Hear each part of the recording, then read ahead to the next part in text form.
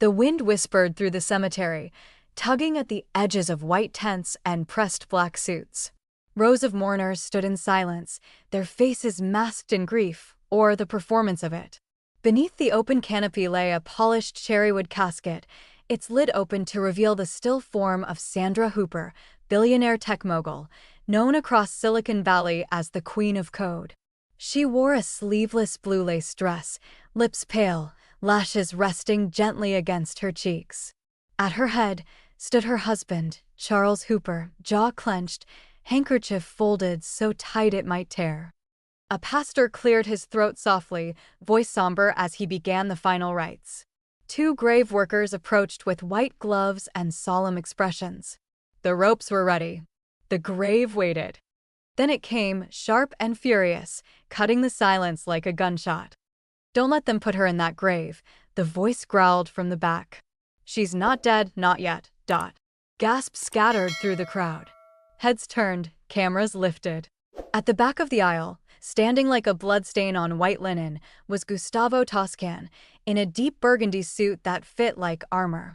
Thick-browed, silver-streaked, eyes like granite, the most feared name from New York's underworld now stood in a California cemetery. And he was pointing straight at the casket. "She's not dead," he said again. Not a whisper. Not a plea. A command. Murmurs flared. A few mourners stepped back instinctively. "That's Gustavo Toscan," someone whispered. "The Dawn."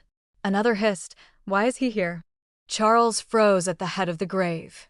His face paled, just for a second. "This is madness," he barked. "Security." Two guards in black suits moved, but Gustavo didn't flinch.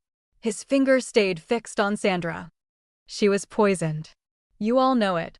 But you're too scared to say it." The wind tugged at his jacket. A faint outline of a holster sat beneath the silk. But it wasn't a gun he reached for. It was a small glass vial. "This," he said, holding it up, "is the antidote." The pastor stopped mid-sentence. A woman from the front row, older, trembling, stepped forward. "That's my niece," she said. "If there's even a chance."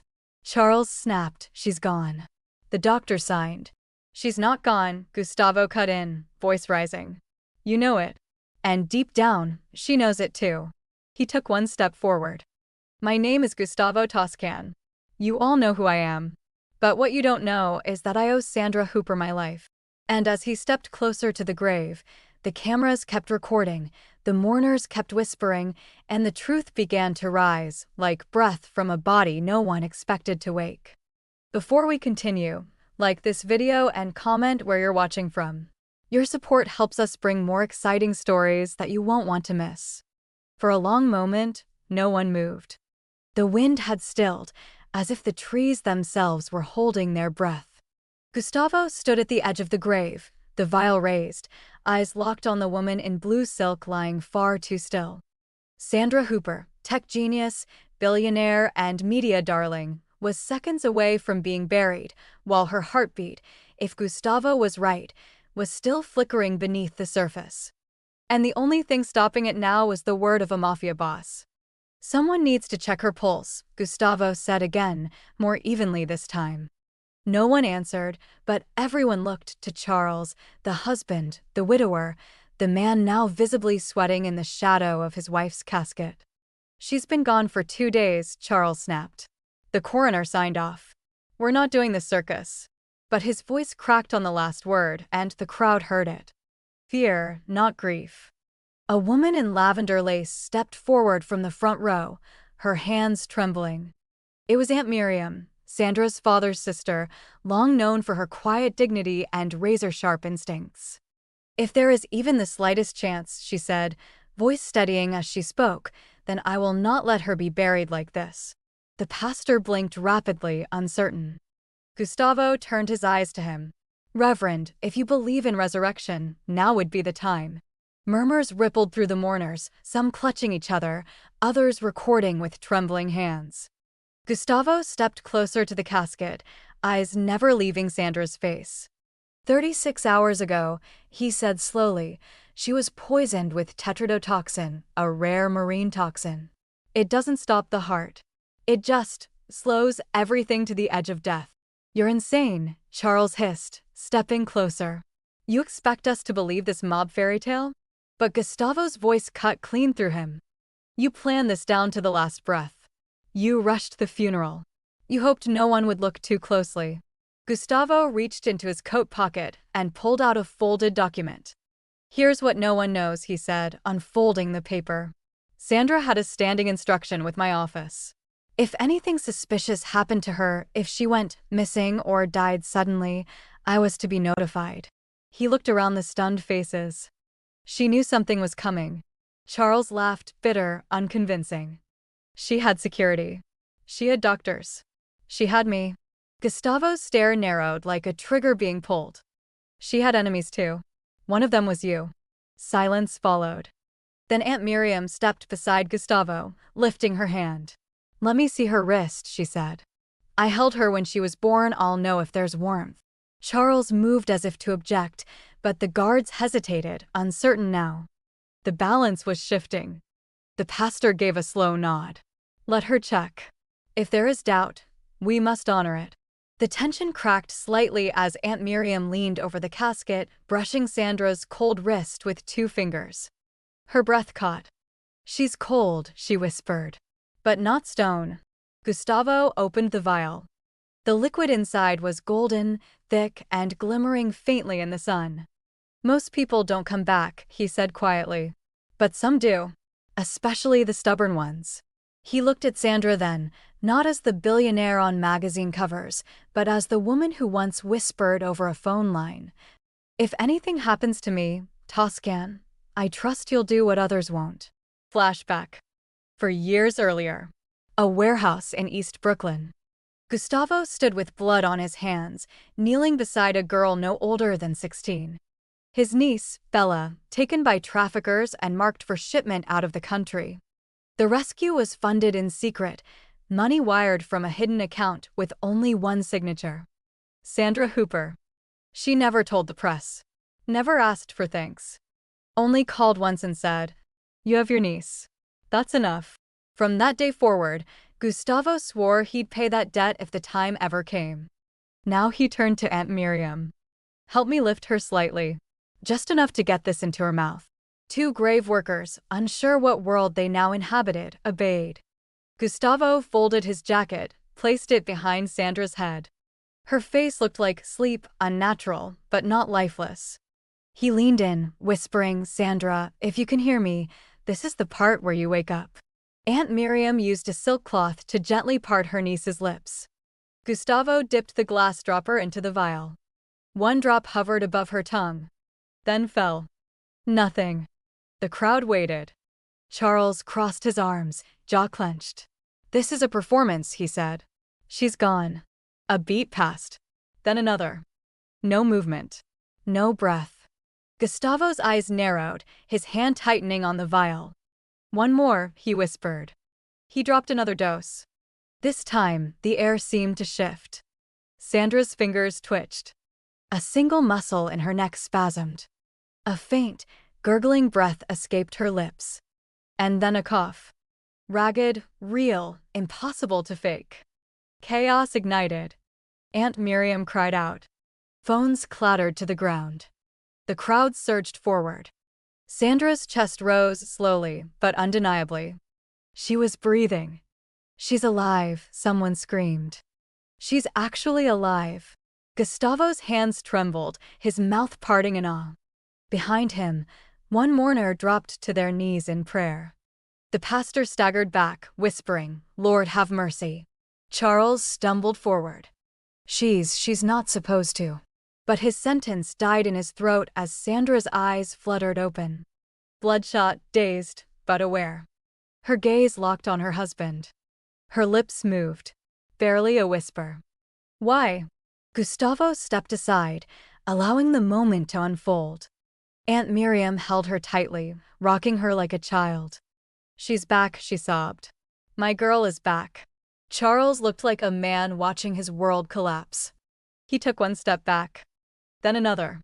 But Gustavo's hand shot out and caught his arm. Going somewhere, Marita? Charles's face twisted in panic. You can't prove anything, he said hoarsely. But Gustavo only smirked. "You're on 20 live streams, genius. Half the world just watched her rise from the dead. You should have made sure she stayed dead." Sirens echoed in the distance. Someone had called the police. Sandra's eyes were full now of tears, of rage, of something older and deeper than either. She sat up, trembling but upright. And when she spoke again, it was stronger. "I trusted you," she said to Charles. "And you buried me alive." Gustavo helped her up, slowly, carefully. The sun burned above them, but the chill in the cemetery came from the truth now exposed. This wasn't a funeral anymore. It was a resurrection. And the reckoning had just begun. A single drop fell. It landed gently on Sandra's tongue, vanishing into her mouth like a secret. Then nothing. No twitch. No breath. No sign of anything but death. For one heavy moment, it seemed Gustavo had been wrong. Murmurs began again. Charles folded his arms tightly across his chest, lips pressed into a false mask of pity. Aunt Miriam held Sandra's wrist, her face breaking slowly. The pastor shut his Bible with a quiet sigh, beginning to step back. But Gustavo remained frozen, staring at her as if willing her back from wherever she hovered. "She needs another," Gustavo murmured under his breath. He dipped the dropper again into the vial, this time with a steadier hand. All around them, mourners leaned forward, phones raised, recording every moment. He lifted the dropper, positioned it above her lips, and released the second drop. It touched her tongue like a spark to dry grass. Sandra's chest rose. Barely.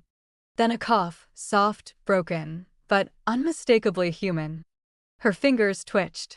Her neck jerked to the side as if something inside her fought its way out. Gasps exploded from the crowd like a chorus of disbelief. "Oh my God," someone whispered. She moved. A woman sobbed behind her hands. A man dropped his phone. Charles stood absolutely still, color draining from his face like ink in water. Sandra coughed again, this time more sharply. And then, her eyelids fluttered open. For a moment, they didn't seem to focus. Her gaze shifted from light to shadow, confusion playing across her expression. Then she locked eyes with Aunt Miriam, who let out a cry so loud it cut through every other noise. "My baby," she sobbed, collapsing to her knees. You're here. Gustavo stepped back, stunned and reverent, whispering, "Come back to us, Principessa." Sandra tried to speak, her voice barely a breath. Her lips moved, but no words came out at first. Tears filled her eyes as she looked around, realization dawning. She was not in a hospital. She was in a cemetery. More precisely, in a casket. The crowd broke into chaos. Crying, screaming, shouting. Some ran forward, trying to help. Others ran back, unable to process the sight of a woman who had come back from the edge of death. The live streams kept rolling, broadcasting every twitch, every gasp to a stunned world. In real time, millions watched the impossible unfold. Then Charles snapped. The illusion of grief fell from his face like cracked porcelain. He shoved through two stunned guards, reaching into his jacket. His hand emerged with a sleek silver syringe. He roared, "She should have stayed dead." A collective gasp shot through the crowd. Charles lunged at the casket, syringe raised, eyes wild. "No!" Aunt Miriam screamed, shielding Sandra with her arms. But he was fast, fueled by panic, by fury, by something darker. Sandra's eyes widened in horror as he closed the gap. Then two mourners tackled him mid-lunge. He fell hard onto the grass, the syringe slipping from his grip and spinning across the ground. It landed near Gustavo's feet, catching the sunlight like a cursed jewel. He picked it up slowly, inspecting the cloudy liquid inside. Tetrodotoxin again. The same poison. "You were going to finish the job," Gustavo said coldly. Charles writhed beneath the weight of two men, spitting curses, eyes blazing. "She ruined everything," he screamed. "I gave her everything, and she still tried to cut me out." The guards finally snapped into action, pulling Charles off the ground and restraining him. His feet kicked, but his control was gone. He was just noise now.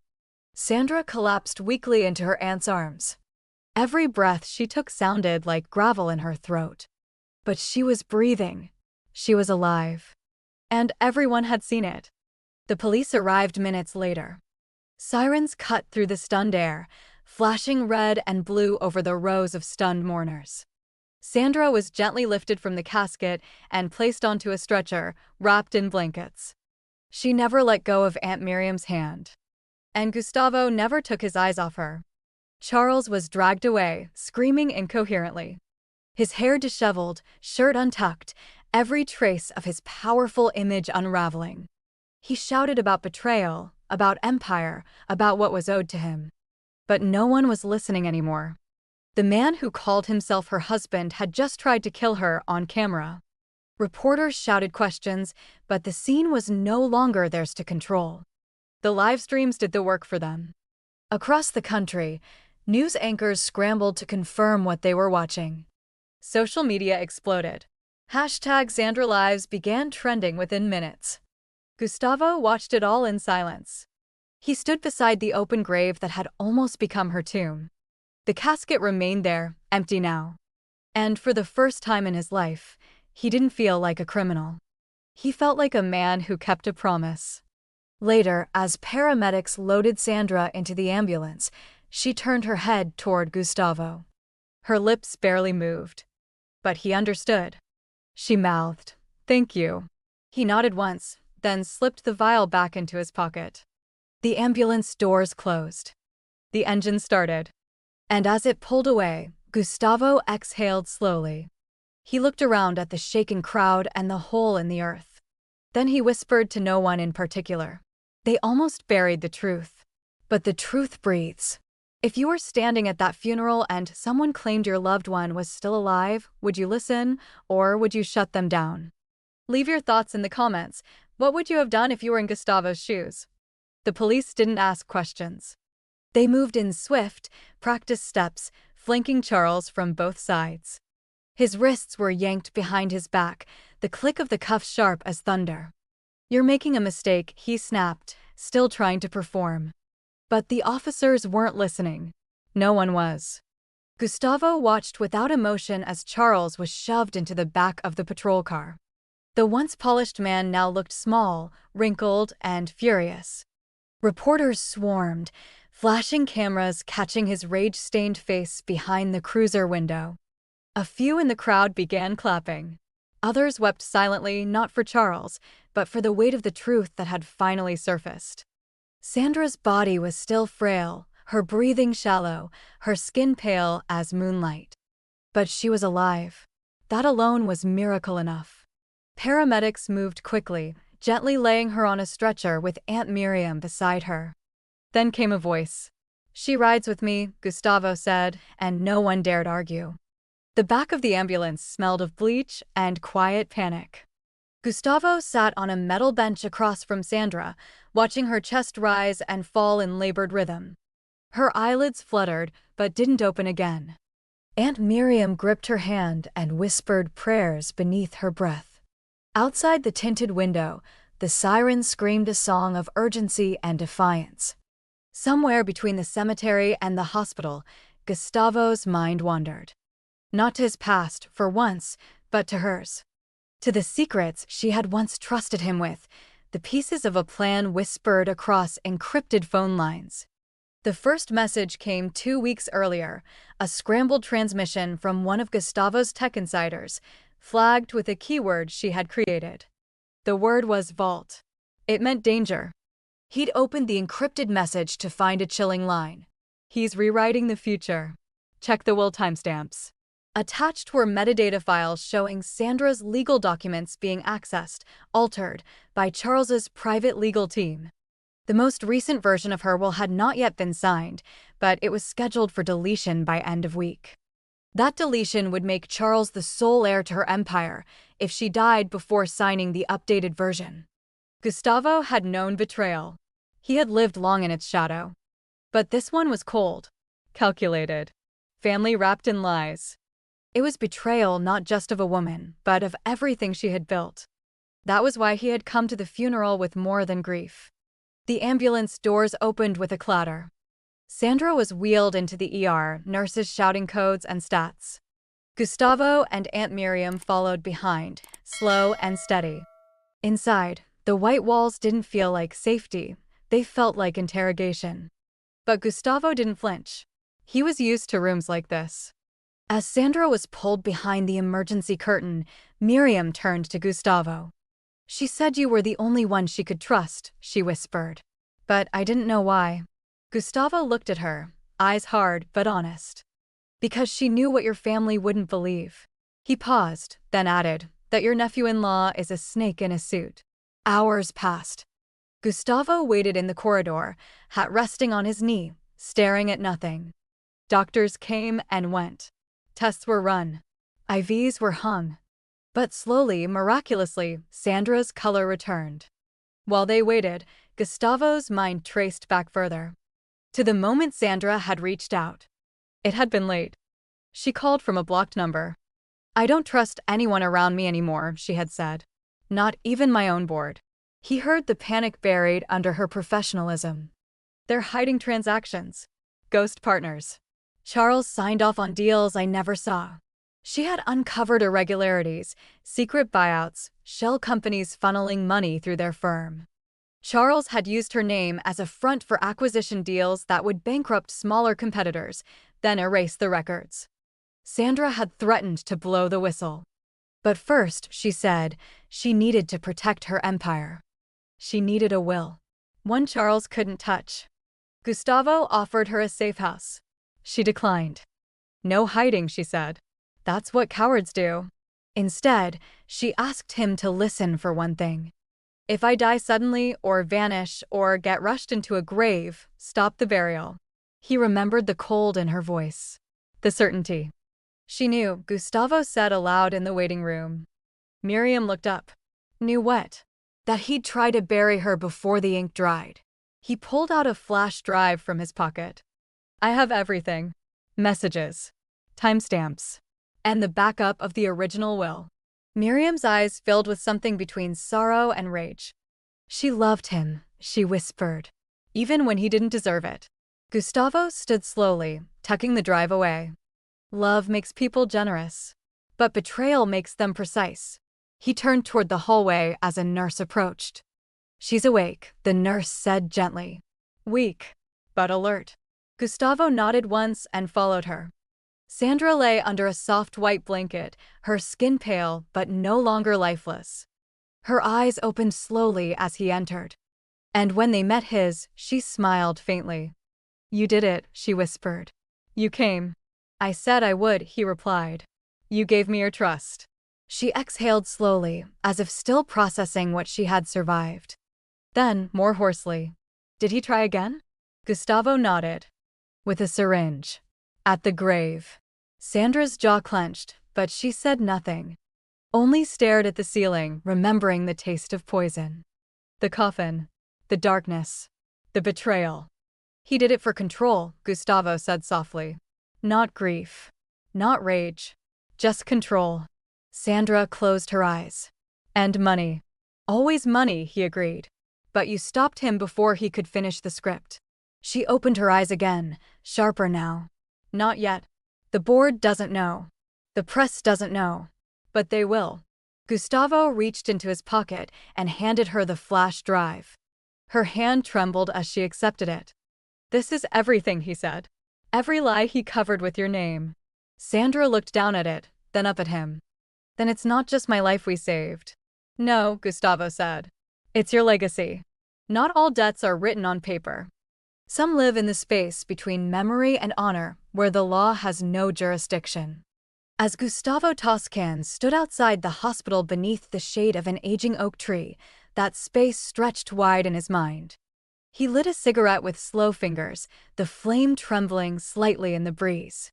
Then he exhaled, smoke curling upward like ghosts from a past he rarely spoke about.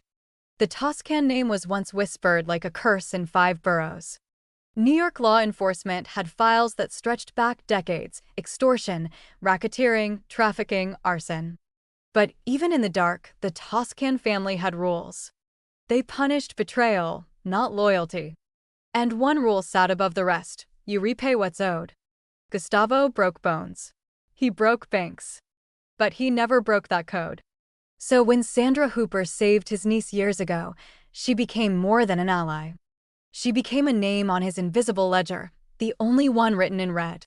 He never expected to repay that debt with her life. The first time they met, she didn't know who he was. It was in a private cafe in Tribeca, under a fake name and a quiet smile. She'd already funneled funds to the rescue team anonymously, but Gustavo insisted on finding her. "You helped my family," he told her then. "One day, you'll need help in return." Sandra had just smiled and said, "Let's hope that day never comes." Now it had. And as far as Gustavo was concerned, every rule in his world bent toward this moment. He didn't do it for applause. He didn't do it for headlines. He did it because his blood demanded it. And because no one else would have stopped the burial. But the world didn't care about codes. By the time Sandra was moved to a private recovery suite, Gustavo's name had already flooded the media. Some called him a hero, an angel in a tailored burgundy suit. Others called him what he'd always been, a criminal who got lucky. Every network wanted an interview. He refused them all. Cameras camped outside the hospital gates like vultures with lenses. A few tabloids even printed stories claiming he staged the whole thing for attention. One anchor declared, "Why was a known mobster at a billionaire's funeral to begin with?" Gustavo simply chuckled at that one. "Because I was the only one watching the locks on her coffin," he muttered. Sandra, slowly regaining her strength, heard the rumors too. She asked Gustavo if it bothered him, being called a fraud when he'd saved her. He leaned against the window in her room and shrugged. "I've been called worse by better people." Then added, "Let the dogs bark. We're not bones." In the middle of her second week recovering, Sandra's lawyers arrived. They brought fresh paperwork, including the reinstated version of her updated will, backed by Gustavo's recovered timestamps. She signed everything with a steady hand, making it official: Charles would inherit nothing. The empire was now locked in her control again, with contingency shares transferred to her foundation. The air felt lighter when the ink dried. But outside the hospital, a different kind of fight was forming. Charles's legal team, already assembled and well-paid, launched a counteroffensive in the court of public opinion. They released statements suggesting Sandra's return from the grave was a biological fluke, a spontaneous revival due to rare neural delay. They painted Gustavo as a theatrical liar, manipulating a moment of grief to win public favor. "Where's the medical proof?" one lawyer snapped at a press conference. She was already dead. Sandra watched the headlines from her hospital bed, face unreadable. Gustavo stood beside her chair, arms folded, jaw set. "They're laying down their next move," he said, softening the jury pool before the trial. Sandra nodded slowly. "Then we harden the facts." And for the first time, her voice carried steel again. Later that night, Gustavo found himself staring into the city skyline from the hospital rooftop. The night air was cool. It didn't smell like New York. Too clean. Too empty. He hated clean air, it made things feel fake. But he stayed, because he needed the silence. He remembered the first time he saw Charles, a glossy wedding photo Sandra once showed him. Harvard-educated. Clean-cut. Smiles like a politician, but talks like a shark, she had said. Even then, Gustavo had felt the warning bells. Sandra didn't see it, not back then. But Gustavo had learned early, sharks don't stop when they taste blood. They circle. When he came back down to her room, Sandra was awake and reading a court memo. Her voice was hoarse, but certain. His lawyers filed an emergency bail motion. Gustavo's lips pressed into a line. "If he's out in 6 months." She looked up. "He'll try again." He didn't blink. "No, he'll succeed." Sandra held his gaze for a moment. Then she reached for the phone and called her head of security. By morning, every board member, shareholder, and journalist would have the full record. The poison, the syringe, the messages, the timing of the funeral, the altered will. The resurrection wasn't a miracle. It was evidence. Still, Gustavo didn't trust the system. He'd seen too many verdicts bought with white shirts and wine. So he stayed close to Sandra's room, always within reach. Doctors complained. Lawyers frowned. But Sandra said one sentence that ended all questions. He saved my life. He stays. The Toscan name still held shadows. But now it stood beside something rare: honor. And even as the legal machine churned, trying to turn truth into fiction, Gustavo didn't flinch. Because some stories were bigger than reputation. Some debts, when repaid, rewrote legacy. If someone once saved your life in secret, would you risk your public image to return the favor even if the world called them a villain? Let us know in the comments. Would you trust someone like Gustavo if they were the only one who believed you? The courthouse was a fortress of flashing cameras and shouted questions. Outside, the media horde packed the steps, jostling for position under a banner headline that stretched across digital billboards downtown. From grave to gavel, Sandra Hooper's return from death. The world had watched her breathe again. Now it waited to hear her speak. Inside, every seat was taken. Reporters filled the aisles, sketch artists captured every twitch. Even the jury looked stunned, shifting in their seats as if struggling to believe they were part of this trial. At the front, under the golden seal of justice, sat Sandra Hooper, alive, steady, and wrapped in muted navy. Across the room, Charles Hooper sat flanked by his lawyers, lips tight, face unreadable. The judge, a sharp-eyed woman in her 60s named Honorable Rosalind Vega, banged her gavel once. This court is now in session. Cameras rolled from hidden mounts in the ceiling, live feeds went to newsrooms and Twitter threads alike. Whispers died down like smoke, fading into stillness. All eyes turned to the woman who had come back from the dead. Sandra stood. Her breath caught once, then she stepped forward, heels clicking on the tile like hammers on steel. She took the witness stand without looking at her husband. When asked to swear in, her voice barely wavered. But the weight in it was unmistakable. I was married to Charles Hooper for 6 years, she began, her voice low but even. We built a company together, or so I thought. I trusted him with my name, my estate, and my future. She paused, swallowing emotion. But I didn't know I was sharing my bed with someone who planned to bury me alive. Gasps rippled through the courtroom. Sandra didn't flinch. The prosecutor, a sharp-jawed man named Jordan Wells, stepped forward. Ms. Hooper, can you recount the events leading up to your hospitalization? Sandra nodded, eyes fixed on the jury. 3 days before my supposed death, I found documents, files my husband had secretly funneled through legal proxies. She pointed toward the evidence table. They were connected to shell companies. Transactions I never approved. My name was on them, but the signatures were forged. She paused. When I confronted him, he told me I was tired. Delusional. Wells handed her a printed email. Is this your correspondence with Gustavo Toscan? She nodded. Yes. I asked him to keep watch. To step in if something happened to me. Her voice shook slightly now. I never thought the casket would be mine. From the defense bench, Charles leaned forward, but said nothing. Wells continued. And what happened on the day of your funeral? Sandra took a deep breath. I was drugged the night before. I remember the taste, it was bitter, metallic. Then everything went dark. A juror leaned in, jaw clenched. I felt trapped in my body. I heard voices. I couldn't move. I wanted to scream. She blinked away tears. I heard him say I was gone. I heard my aunt crying. I heard the sound of the casket lid. The room held its breath. Then she whispered, I heard Gustavo's voice. And I held on. Wells stepped back. No further questions. The judge nodded. Defense may cross. Charles's lead attorney, a silver-haired man with a voice like velvet, approached. Ms. Hooper, is it possible you suffered neurological trauma? Sandra's glare was cold steel. I was poisoned. Not confused. The defense attorney circled. Isn't it true your will had not been signed yet? That technically, Mr. Hooper was still the legal heir. Sandra answered without flinching. Only because he deleted the new version before I could file it. And how do you know that? Because your client admitted it on a call. And Gustavo recorded it. Gustavo's name rang out like a gunshot. Heads turned toward the back of the courtroom. He sat alone in the second row, dressed in a dark suit and tie, hands folded like a priest at mass. The judge called his name. "Mr. Toscan, please approach the stand."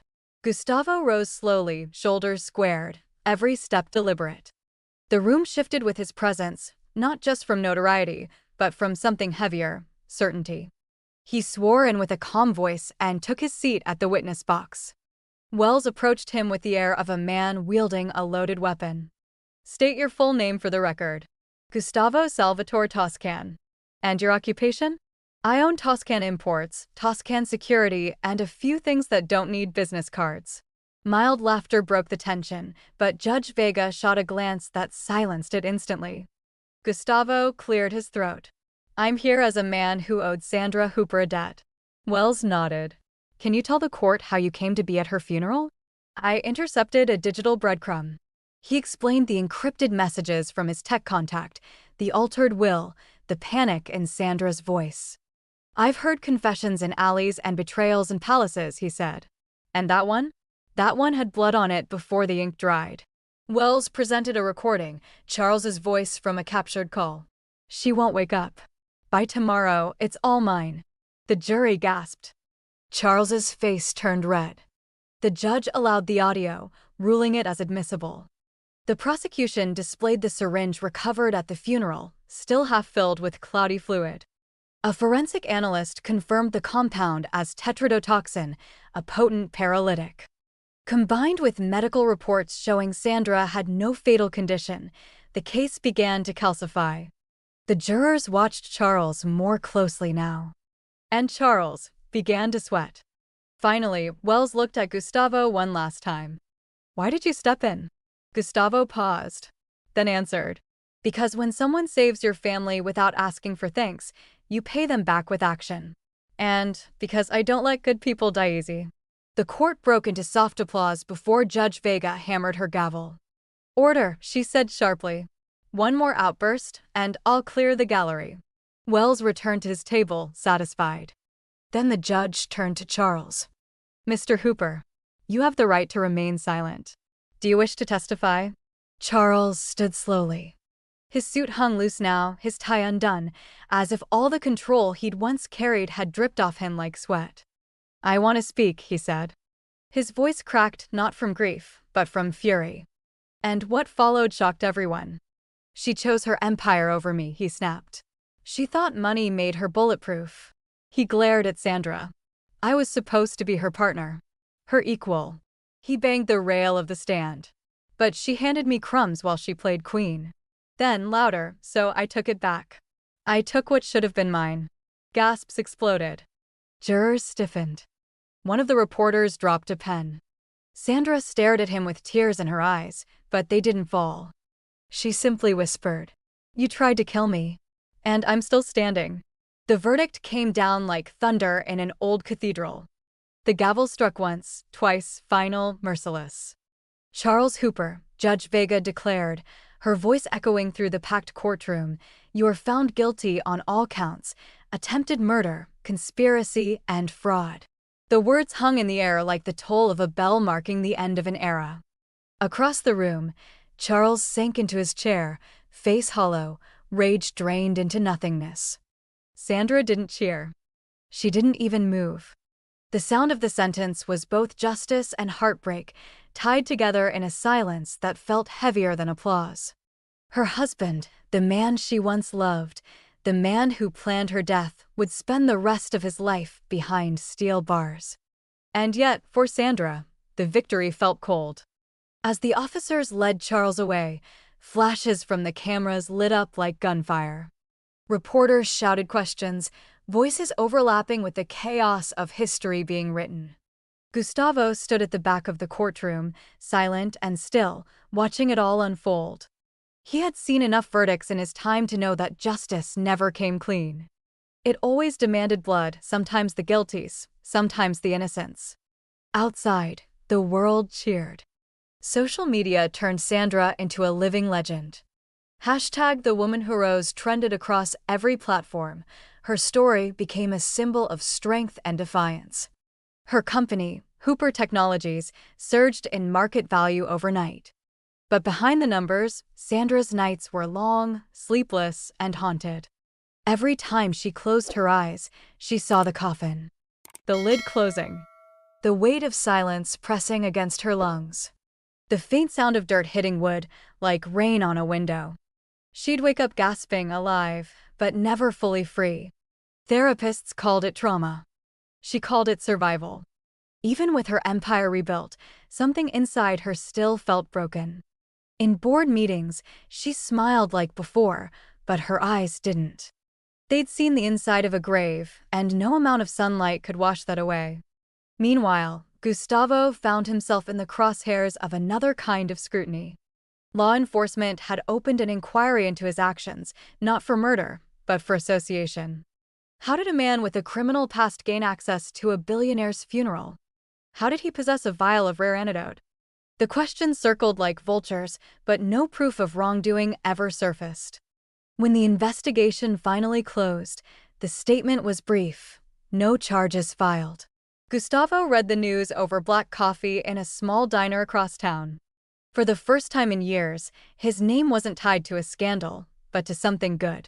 It didn't make him proud, exactly. Just lighter.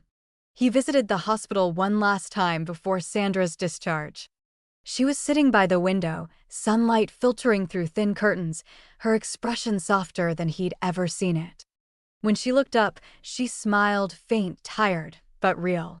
"Looks like the world's still arguing about us," she said. He smirked. "Let them.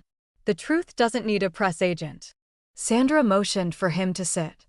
She had a file on her lap, sealed with a blue ribbon. "I want you to take this," she said, handing it to him. He frowned, flipping it open. Inside were official documents bearing her company's crest. "Head of Personal Security," he read aloud. "You're serious?" She nodded. "I've built systems that guard data, not people. I need someone who knows how to read danger before it knocks." Gustavo leaned back, exhaling. "You don't want me for this," he said quietly. "You need someone cleaner. Someone without my record." Sandra tilted her head, eyes narrowing. "Cleaner doesn't mean safer." Her tone was soft, but her conviction burned like a quiet fire. "You need someone who didn't flinch at a grave," she said. The sentence struck him like a bullet made of truth. For a long time, Gustavo didn't respond. He stared out the window at the skyline, at the traffic, at life still moving forward. Then he smiled faintly and said, "You win." Sandra laughed, the sound surprising even her. It wasn't loud, but it felt like breathing after drowning. "I didn't win," she said softly. "I just survived." He looked at her, eyes shadowed but gentle. And sometimes that's the same thing. From that day on, Gustavo Toscan became more than a man who stopped a funeral. He became Sandra's shield, visible, unshakable, and loyal to the last breath. Every corridor of her office, every public event, every shadow that lingered too long, he was there. Some whispered that she was reckless to trust him. Others said she was brilliant. Sandra ignored them all. She'd learned that trust wasn't built in boardrooms or on resumes. It was forged in moments when the world turned against you and one person stood between you and the grave. Gustavo didn't save her because it was smart. He saved her because it was right. Late one evening, after a long day of rebuilding meetings and media interviews, Sandra found Gustavo on the balcony outside her penthouse office. He was staring at the city lights, cigarette glowing faintly between his fingers. "You ever wonder why she did it?" she asked quietly. He didn't turn. "Who?" "My mother. She used to say betrayal is just love that turned desperate." He exhaled smoke into the night. "Maybe she was right," he said. "But desperate love still kills." Sandra nodded slowly, thinking of Charles's eyes in the courtroom, red, wild, broken. He hadn't hated her for what she did. He'd hated her for surviving what he tried to do. A silence settled between them, thick but not uncomfortable. Then she spoke again. "Do you ever regret saving me?" Gustavo turned at that, meeting her gaze fully. His voice was low, almost reverent. "Not once." Below them, the city buzzed with life, unaware that its newest power alliance had been built from ashes and truth. Sandra leaned on the balcony rail, a faint breeze lifting her hair. For the first time since she'd clawed her way back from death, she allowed herself to breathe without fear. Some part of her new peace would never come easy. But standing beside the man who once dragged her back to the living, it finally felt possible. The marble floors didn't echo like pavement. The glass walls didn't creak like alley doors. For Gustavo Toscan, the halls of Hooper Technologies were unfamiliar ground, not because of danger, but because of how clean everything felt. Security didn't wear fear on their faces. Executives passed by with calm nods, not loaded glances. This was a different kind of jungle. His office was smaller than the others, tucked near Sandra's private wing. It had no windows, just a desk, 2 chairs, and a wall of monitors connected to every camera on the property. Gustavo liked it that way, no distractions, no flash. He wasn't here to impress. He was here to protect. At first, the employees gave him wide berth. They whispered in elevators, glanced nervously when he passed. The stories followed him, the funeral, the mob past, the courtroom explosion. To them, he wasn't a bodyguard. He was a specter wrapped in Italian leather. But over time, something shifted. It wasn't because of what Gustavo said, he spoke very little. It was what he did. He held doors open, walked interns to their cars when they worked late, knew every name of every janitor. He fixed the servers when IT panicked, and once disarmed a drunk investor before security even reached the floor. Respect came not from title, but from presence. Sandra watched all of it unfold. She never announced him in board meetings, never explained his background to skeptical investors. She just let him stand quietly behind her, arms folded, eyes sharp. And when meetings got tense, she'd glance back and calm would return. Gustavo's shadow became her signal of steadiness. Meanwhile, Sandra was in motion. She launched a new foundation, EcoSafe, focused on tech-based safety systems for women, youth, and whistleblowers. The trauma she endured became fuel, and the technology she once built for profit was now built for protection. Her board was restructured, her leadership strengthened, her vision louder than ever. But behind closed doors, she still flinched at thunder. In the quiet moments between boardrooms and interviews, she found herself spending time with Gustavo. Not professionally, personally. They'd sit on the back patio after late meetings, sipping tea or whiskey, depending on the day. She asked him once why he never touched the wine she offered. He'd simply said, "Too many memories come up with the first sip." One rainy Thursday, as lightning streaked behind the skyline, Sandra asked the question she'd been holding. "Do you have any family?" Gustavo was quiet for so long she almost thought he hadn't heard. Then, in a voice like stone cracking, he said, "I had a wife. And a son." The silence that followed felt deeper than thunder. "They were killed," he continued. "A car bomb. Meant for me." Sandra froze, her breath hitching. "I tried to walk away from the business. But I was too late." He stared at the glass, rain trickling like tears down the windows. "I carry them with me. Every step. Every shadow." Sandra's hand found his across the table, not romantic, just real. "I'm so sorry," she whispered. He nodded once. "I should have died instead." "You didn't," she said. "And now someone else lived because of that." He didn't reply, but his grip tightened just slightly. Outside, the city lights blinked like a Morse code of survival. Inside, trust grew quietly, not with grand speeches, but shared silences and honest scars. Sandra didn't need another CEO. She didn't want another advisor. She needed someone who knew what loss smelled like. Gustavo needed someone who didn't flinch when he told the truth. But peace, like power, rarely lasts without challenge. A month after Charles' sentencing, a headline slid across Gustavo's desk from an investigative journalist. "Charles Hooper had help. Evidence suggests wider plot."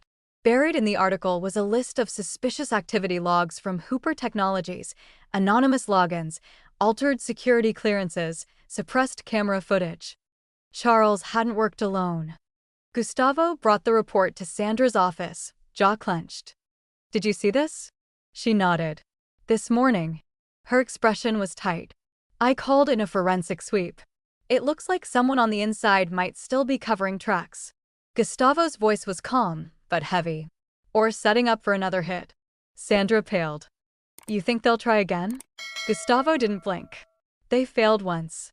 That doesn't mean they gave up. She leaned back in her chair, arms crossed.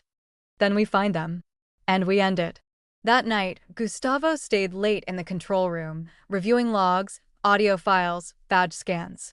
He didn't eat. Didn't speak. He moved through security data like a ghost retracing old steps. One timestamp stood out, a security override during Sandra's last week in recovery. Someone had accessed the building while her wing was marked restricted. The name on the log was masked. But Gustavo knew enough to see the manipulation. Only someone with administrative access could bury a digital fingerprint like that. He printed the log, placed it in a red folder, and wrote one word on the cover. Inside. Then he slid it into the safe beneath his desk. The following morning, Sandra found the folder on her desk. She opened it slowly, her face hardening as she read. No more chances, she said softly. Gustavo stood in the doorway. Want me to clean it up quietly? She met his gaze. No. I want to expose it loudly. If you discovered someone inside your company was still trying to destroy you, would you seek justice or revenge? Drop your answer in the comments. What would you do if the threat was coming from inside the house? The air smelled like burnt rubber. Sandra's car lay on its side, windshield shattered, the driver's side crushed into the guardrail. Smoke poured from the hood, flames licking at the undercarriage. Her security driver was unconscious, head bleeding onto the steering wheel. But Sandra was alive, dazed, bruised, and trapped.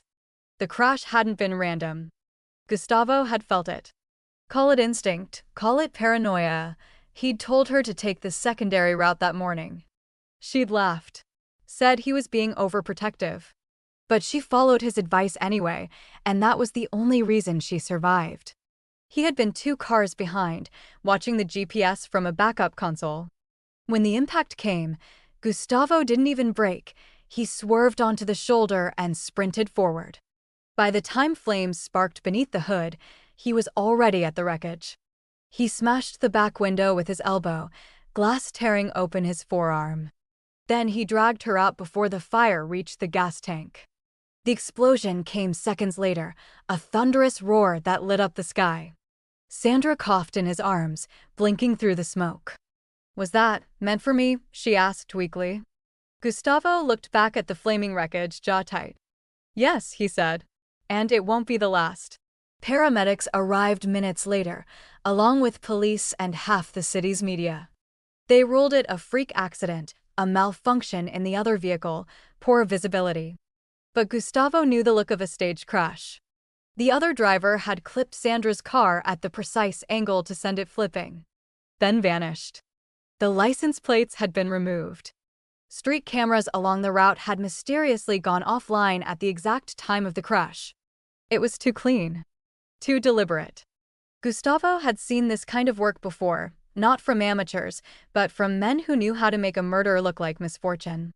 Sandra stayed in the hospital for observation, but her mind raced faster than any monitor. She didn't cry, didn't scream. She just stared at the ceiling and asked the question that burned inside both of them. Who's left?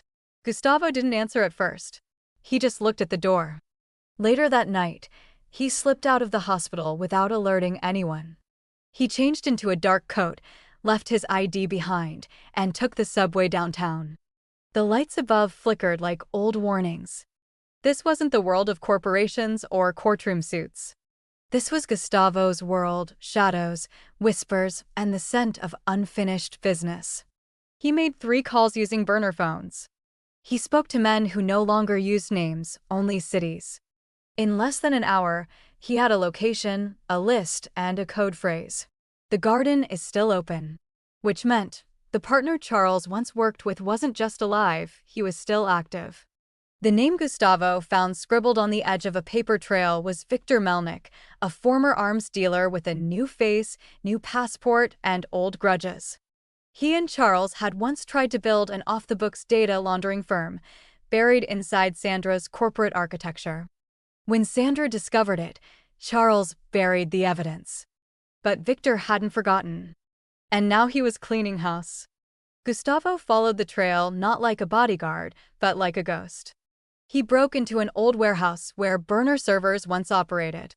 He bribed a low-level accountant with a scar on his neck and a cocaine habit. Then finally, he traced the breach logs from Sandra's company to a man named Elias Ford, mid-level security analyst. Quiet, forgettable, and completely wrong for the job. Elias had only been with Hooper Technologies for 8 months. His resume was clean, too clean. No digital fingerprints before 2021. Too many glowing references from companies that no longer existed. Gustavo had seen it before, a phantom built to wait. He didn't tell Sandra at first. Instead, he tested Elias. Spoke to him in the halls. Asked him about system patches. Logged his shift patterns. And then one night, he staged a dummy alert on the company firewall. Elias was the first to respond, but he checked the wrong log first. It was subtle, but it confirmed everything. Only someone trying to hide something would check the breach timestamp before the alert timestamp. Gustavo didn't need more proof. He'd seen that kind of mistake get men killed back in Sicily. And he wasn't going to let it get Sandra killed here. The next morning, Gustavo followed Elias after work. He moved like smoke through alleys, across traffic, into a bar no one would notice. Elias met a man there. White hair. Scar above his left eyebrow. Gustavo didn't need a name. The scar told him. Victor. He waited until Elias left alone. Then he followed him to the parking garage, where the sound of footsteps echoed like warning bells. Elias turned and froze. Mr. Toscan, he stammered. What are you doing here? Gustavo didn't speak. He just stepped into the shadow. I don't know what you think. I think, Gustavo said coldly, you tried to kill the wrong woman. Again. Elias backed up, reaching for his phone. But Gustavo knocked it from his hand and pinned him to the wall. Talk. Now. Or I let the cameras see who you really are. Elias cracked in under a minute.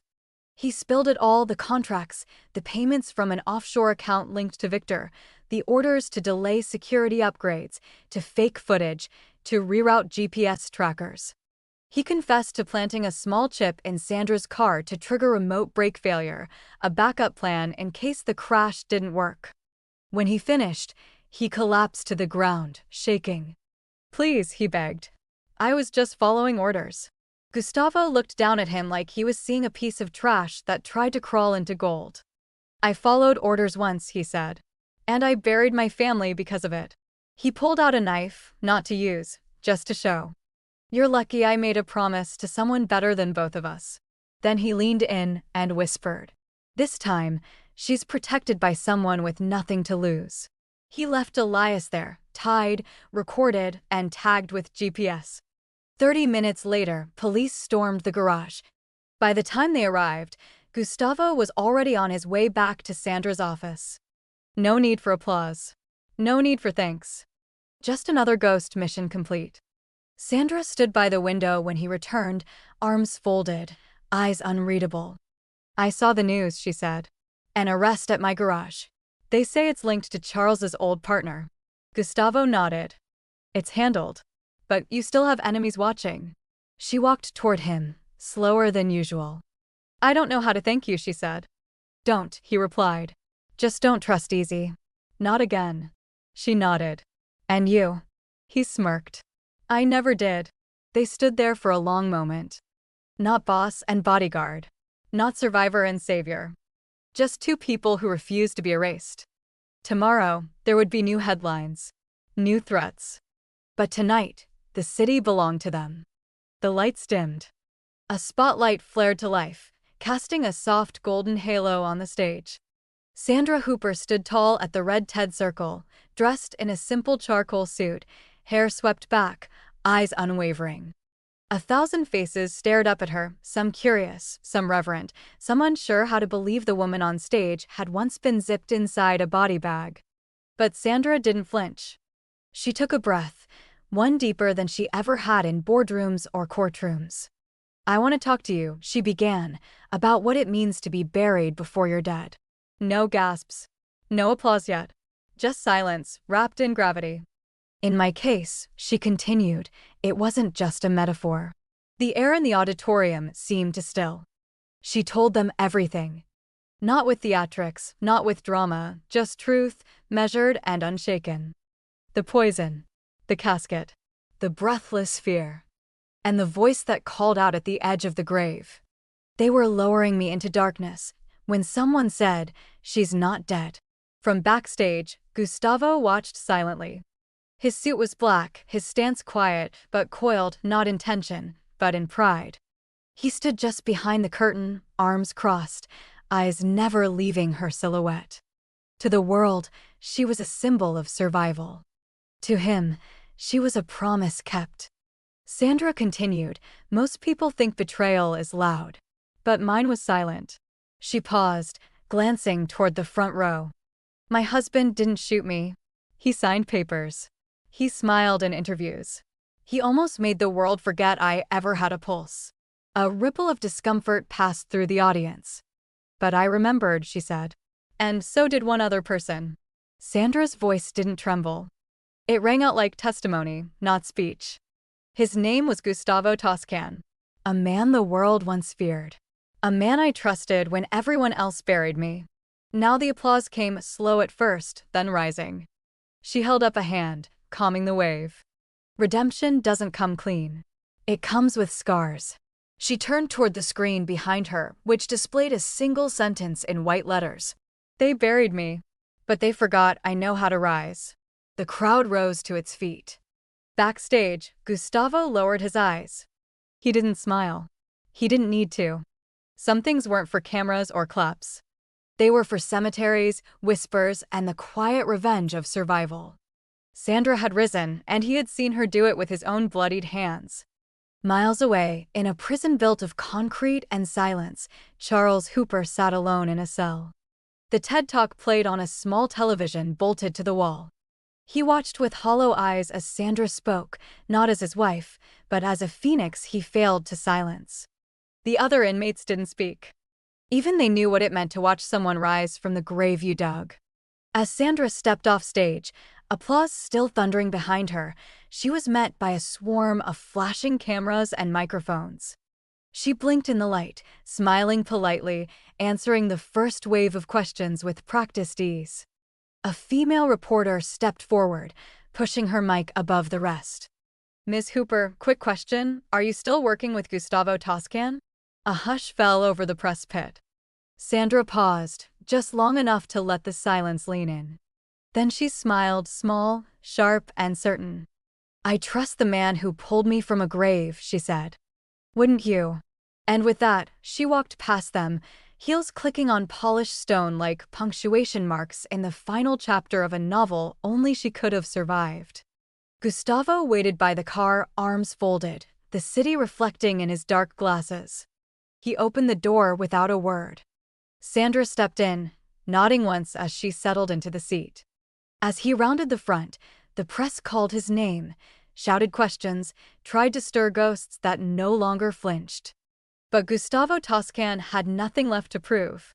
As they pulled into traffic, Sandra looked out at the skyline. It glittered, not because of the lights, but because of how far she'd come to see them again. She exhaled slowly. "Do you ever think about how close it came?" Gustavo didn't turn. "Only when I close my eyes." She smiled. "Then keep them open. We've still got work to do." And somewhere far behind them, beneath the noise of headlines and lights, the echo remained. The sound of dirt on wood. The weight of silence in lungs. The breath of a woman who rose anyway. And the man who didn't let her fall. Thank you for listening to this story until the very end. There's another interesting one on your left screen that I think you'll really enjoy.